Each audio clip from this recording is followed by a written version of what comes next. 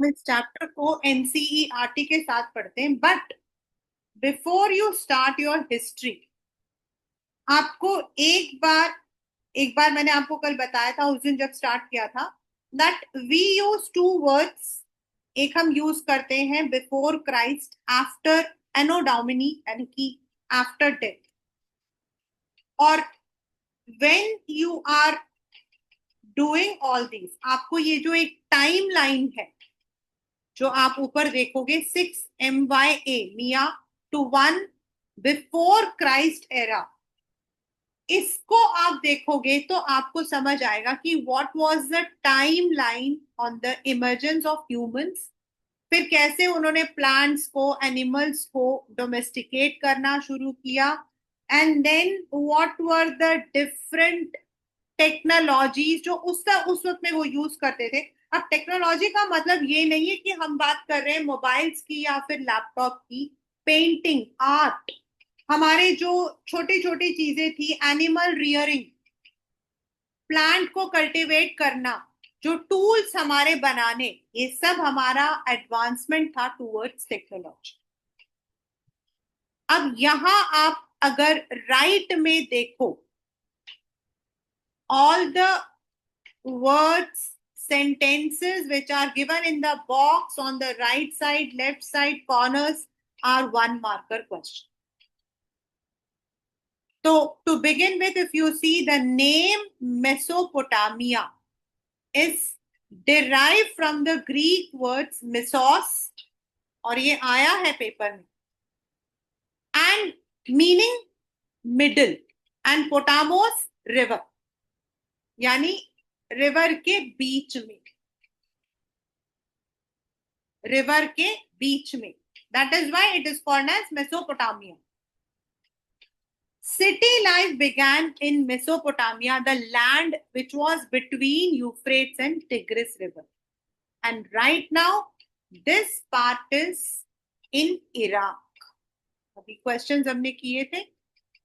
The civilization is known for its prosperity, city life, its voluminous, यानी कि मोटे मोटे, रिच लिटरेचर, मैथ्स, एस्ट्रोनॉमी, ये सब कुछ आपका 1 मार्कर क्वेश्चन या फिर आपका initial introduction. The writing system and literature, हमने ये वाला जो चैप्टर है ना, मैं सच बताऊं, I read this in 6th standard. मुझे अभी भी याद है, हम लोगों को ना वो जो क्ले में वो जो नंबर्स लिखे होते हैं ना, उसको हम लोग प्रैक्टिस करके कोशिश करते थे उसकी नकल करने. तब तो ये सब चीजें वो बड़ा क्यूरियस सा होता था. The writing system and literature spread to eastern Mediterranean, northern Syria. अब तो सीरिया सबसे ज्यादा क्या कहते हैं, इन द कॉन्फ्लिक्ट में है. सीरिया वो रीजन है जहां पर सबसे ज्यादा आपका कॉन्फ्लिक्ट है. Turkey after 2000 BCE, so that the kingdoms of that entire region were writing to one another and to Pharaoh. अब ये Pharaoh जो है ना, मैंने टक वाला जो चैप्टर पढ़ाया था ना, उसमें आपको आएगा इंग्लिश में. That is, Pharaohs are called as the messengers of God. मतलब इजिप्शियन सिविलाइजेशन में pharaohs होते हैं जो भगवान के मैसेंजर्स माने जाते हैं in the language and script of Mesopotamia. तो दिस इज द इंट्रोडक्शन. तो यहां हम पढ़ेंगे सिटी लाइफ राइटिंग कैसे आया. सो अगर हम देखते हैं, there is history which is recorded and there is history which is not recorded, जब नहीं थे ये सब चीजें. लेकिन अगर हम रिकॉर्डेड को देखते हैं, the land mainly the urbanised south, जो साउथ सदर्न सीट है, that is called as Sumer and Akkad. After 2000 BC, when Babylon became an important city, the Babylonia was used for the southern region. मतलब अगर हम Mesopotamia में Babylonia बोलते हैं तो वो आपका साउथ है. जैसे इंडिया का साउथ क्या है, तमिलनाडु, केरला, कर्नाटका. सिमिलरली मेसोपोटामिया का साउथ क्या था, बेबीलोनिया। याद रखोगे ना? पहले उसको सुमेर और अक्कड़ बोलते थे, लेकिन बाद में Babylonia was that. For about 1100, हमेशा बीसी में ना उल्टा चलेगा आपका, जो जैसे हम 2010 11 12 बोलते हैं उसमें उल्टा चलता है। When the Assyrians established their kingdom in the north, the region was called Assyria, and the first known language was Sumerian.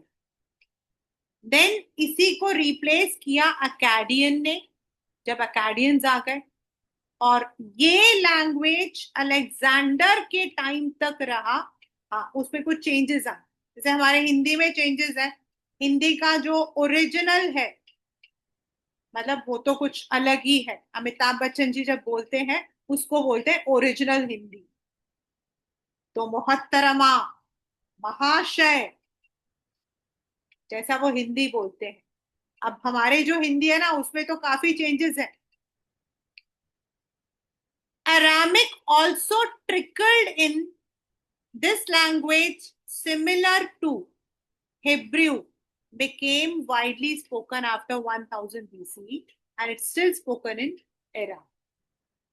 तो लैंग्वेज का जो डेवलपमेंट था वो ऐसा था कि अगर हम देखें, पहले आपका अकाडियन, सॉरी सुमेरियन, फिर अकाडियन आया which was spoken till Alexander, फिर अरामिक जो कि हिब्रू अरबिक से थोड़ा मिलता जुलता है और अभी भी कुछ पार्ट्स में बोला जाता। So this is what we call as the beginning. आज हम लोग जो है we would do till this blue part complete करेंगे। Archaeology excavations began in 1810 at one or two sites including Uruk और Ma, मतलब जो हम अब डिस्कस भी करेंगे। Excavations continued for decades. No Indian site has never seen such a long-term project. हमारा हरप्पा रहा, अभी भी कई जगहों पे मिलता रहता, मोहनजोदारो रहा। Not only can we study hundreds of Mesopotamian buildings, statue, ornaments, graves, tools, seals वगैरह, there are thousands of written document, मतलब जो चीजें वो लोग पहनते थे, खाते, जो इन चीजों के अलावा रिटर्न चीजें भी हमें मिली। जैसे मैंने आपको बताया था कि I don't remember the exact name, I tell you. हम लोग गए थे गुजरात, हम लोग एक वी यूज टू, एक ऐसा टाइम होता था जब हम ट्रैवल ऑफ होते थे, गाड़ी उठाए और चल पड़े। तो we had gone to Gujarat, and Gujarat के अंदर we had gone to a, तो वहां पर ना, because I am very very very keen to history, मेरे बच्चे तो मुझे बोलते हैं कोई भी जगह होगी ना उसकी पूरी हिस्ट्री पहले मैं निकाल देती। And even till now I have told my daughters, मेरी एक ही इच्छा है, to go to Netherlands, because that is the place of Anne Frank, जहां हिटलर का वो बंकर एंड जो एनी फ्रैंक का घर। मुझे हिस्ट्री को बहुत अच्छा लगता, मतलब जब हिस्ट्री तो जो, अगर हम लोग ऐसे जा रहे थे तो वहां पर वो बना हुआ था, तो हमने कहा चलो यार चलते हैं। 30-40 किलोमीटर्स बाद में अंदर जो है आ, गए हम, and then they told us, वहां पे म्यूजियम बना हुआ है, एंड दे टोल्ड अस कि ये जो है हड़प्पा इंडस वैली सिविलाइजेशन का एक पार्ट है, और इसका जो पार्ट है वो आपको पाकिस्तान में मिलेगा। पहले तो मुझे समझ नहीं आया, बाद में मुझे याद आया कि जिस एरिया में हम थे दैट वाज आल्सो गुजरात का वो एक्सट्रीम एंड था, जो आपका पाकिस्तान को बॉर्डर पर। तो there we could see that proper, आपके वो जो 12th में पढ़ोगे आप उसके बारे में, तो प्रॉपर आपके हाइट, तो ऐसे हमारे साइड से हमें बहुत सारी चीजें मिलती हैं। लेकिन मेसोपोटामिया में एक बहुत अच्छी चीज क्या थी कि वहां पे हमें रिटन डॉक्यूमेंट्स भी मिले।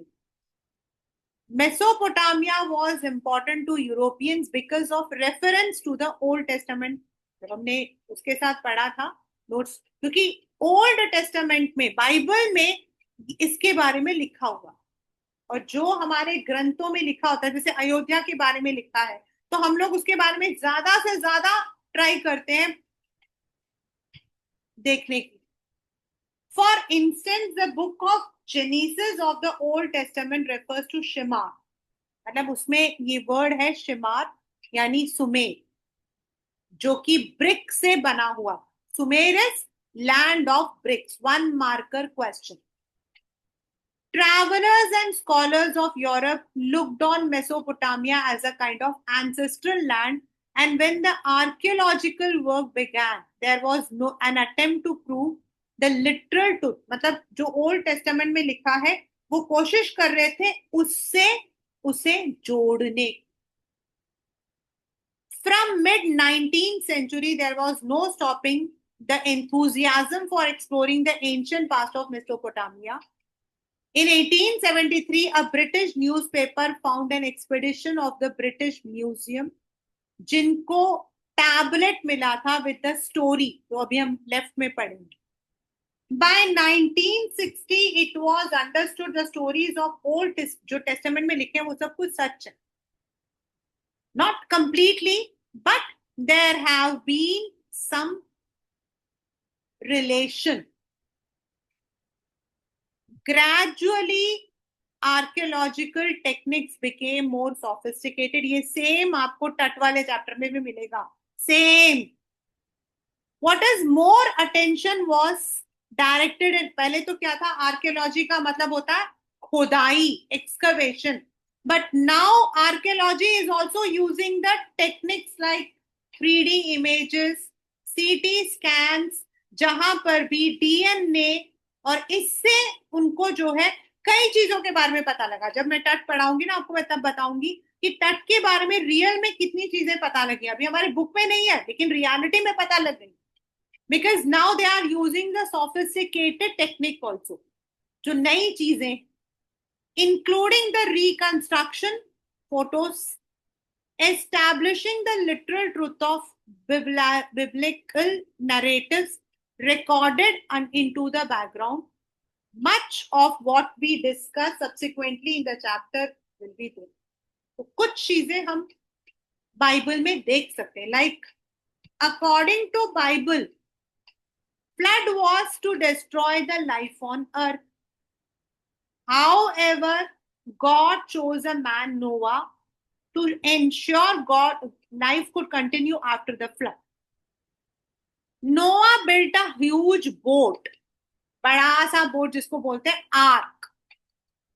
He took a pair of all the species, यानी कि animals, boats which survived the flood. अगर आप देखोगे ना तो किसी भी सिविलाइजेशन में सब कुछ खत्म हो गया लेकिन एनिमल्स या फिर ट्रीज ये बच गए.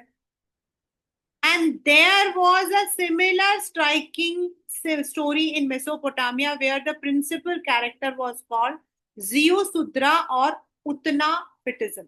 मतलब बाइबल में इसका नाम है नोआ, लेकिन मेसोपोटामिया में सचमुच में एक ऐसा आदमी था जिसका नाम था जियुसुद्रा. उसने भी ऐसा ही कुछ किया था. यानी कि there is some relevance of Bible to the reality.